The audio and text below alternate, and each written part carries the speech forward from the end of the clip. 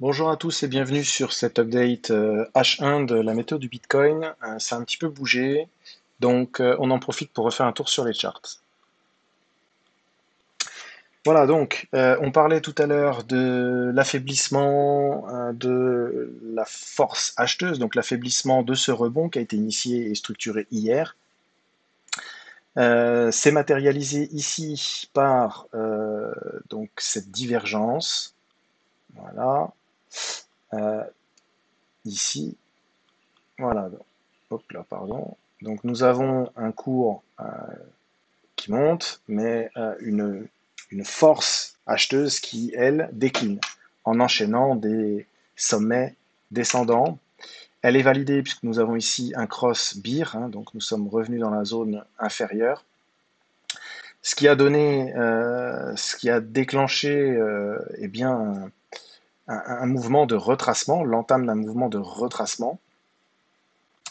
Que l'on va mesurer ici et constater effectivement que le cours a trouvé support donc sur les 23,6. Donc les 43 405, le premier niveau de retracement de Fibonacci, donc les 23,6. Nous l'attendions peut-être un peu plus bas, comme on l'a évoqué, donc effectivement peut-être sur les 43 100, donc la Kijun, ou sur la MA50 et les 38,2 au 42 800.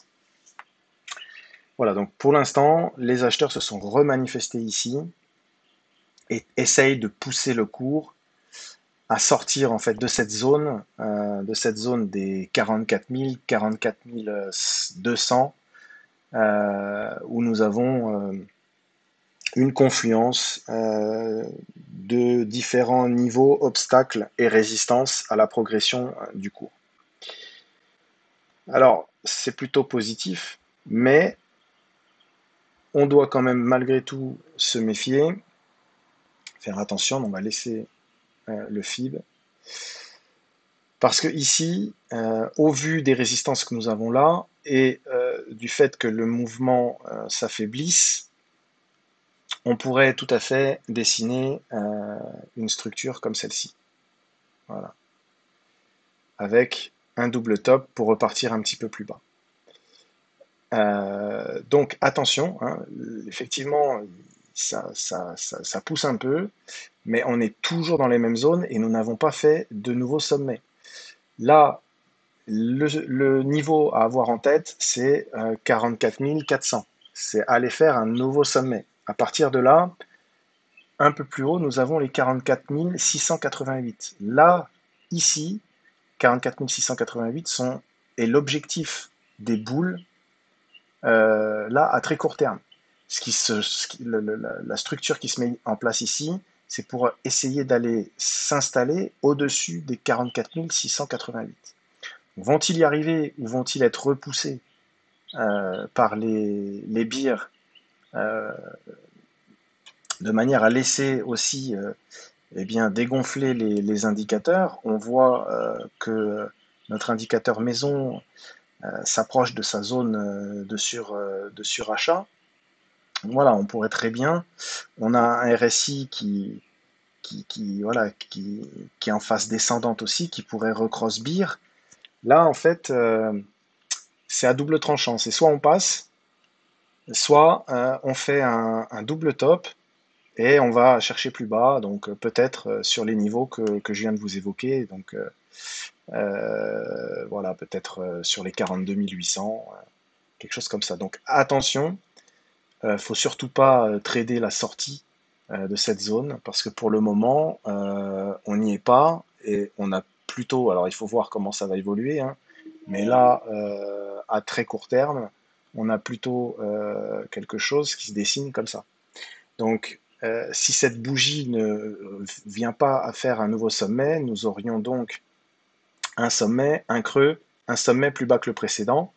Euh, et si ça continue, enfin, si la bougie H1 ne clôture pas au-dessus donc des 44 391, attendons-nous à ce que nous ayons un retour. Alors, soit sur un point qui soit plus haut que ce dernier creux, Et dans ce cas-là, on rentre dans une espèce de compression pour essayer de sortir. Hein, je vous montre ça. Euh, mais en gros, on pourrait venir faire un creux ici. Voilà, un creux là, dans cette zone. Voilà.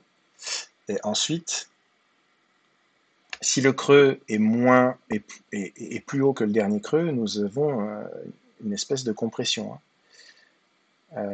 Avec sommet, creux, sommet plus bas, creux plus haut. Voilà. Et ensuite, bah, c'est un triangle de compression avec bah, une sortie. Là, on serait dans un triangle de continuation, hein, mais avec une sortie par le haut qui serait assez explosive. Alors, on va voir, mais on peut avoir un début de compression sur le MACD.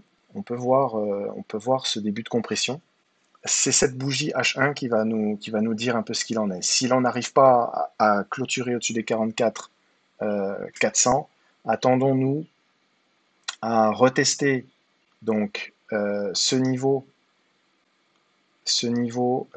qui correspond au dernier sommet, donc le niveau des 43 640, qui en H4 a bien tenu le cours.